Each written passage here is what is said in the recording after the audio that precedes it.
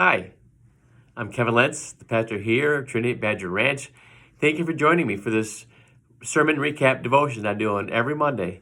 I hope you've gotten things from it in the past. I hope you'll get something from today's message recap as well. The gospel reading for today was from John chapter 2, where Jesus turned water into wine.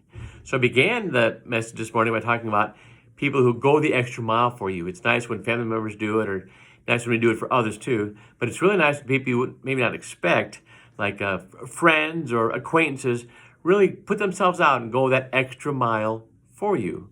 We know what a gift that can be when people do that.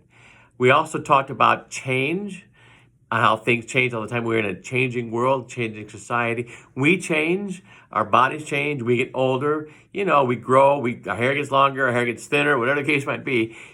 We are a changing breed of people. We understand that very well. But how God does not change, how that's so very important, that the same God of yesterday, same God today, same God as tomorrow. We give thanks that God said in the book of Malachi, I, the Lord, do not change. It is said that Jesus Christ is the same yesterday, today, and forever. So we have a changeless God, which is so wonderful. And that plays on part of the message as well. Because then we looked at the gospel reading from John chapter 2, verses 7 through 9. And that reads, where Jesus said, fill the jars with water, draw some out, and take it to the banquet master. They did, and the water had turned into wine. Now, what a great thing that was. That was Jesus' first miracle.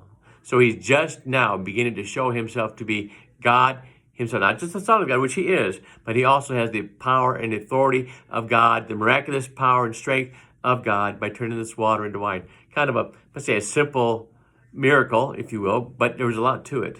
First off, it was the first one he conducted. And so when John records miracles in his gospel, he doesn't call them miracles. He calls them signs or miraculous signs. He's saying there, by just the way he says it, Jesus is proving he is God, and we give thanks for that. It also helped the celebration to continue, and I'm sure the hosts for that celebration were very thankful to not have run out of wine. We also then looked at the next verse, John 2, verse 10, which reads, the banquet master said, everyone brings out the choice wine first, then the cheaper wine, after the guests have had too much. But you have saved the best till now. And it really shouldn't surprise us that Jesus would give the best for a situation. Give himself the best, create the best wine. Even the first wine that was drunk there, before the people had too much to drink, their taste buds had not been, kind of inundated. Even this wine that Jesus made was better than the first wine at that celebration. And the banquet master noticed that. Now, that shouldn't surprise us, because Jesus is good at giving his best for everything. He gave his best for the people who were hurting, like the hemorrhaging woman. He gave his best by making her better and healthy and taking her well. For the woman in the well, the woman at the well, in John chapter 4, it's kind of life without focus or direction. She kind of had a sinful life, but Jesus gave her his best, loved her in a wonderful way, and made her joyful to find who the Messiah was, and then she shared it with other people in her life. So Jesus was always giving his best. To the tax collectors, Jesus loved on them like no one else would. Others too, like even the children who were kind of looked down upon in that day. Well, you're just kids. You don't count. You don't matter. They did to Jesus. He welcomed them. He held them. He loved them. He blessed them. Because Jesus was always doing that for people, giving them his best. And where he gave us his best ultimately is his life.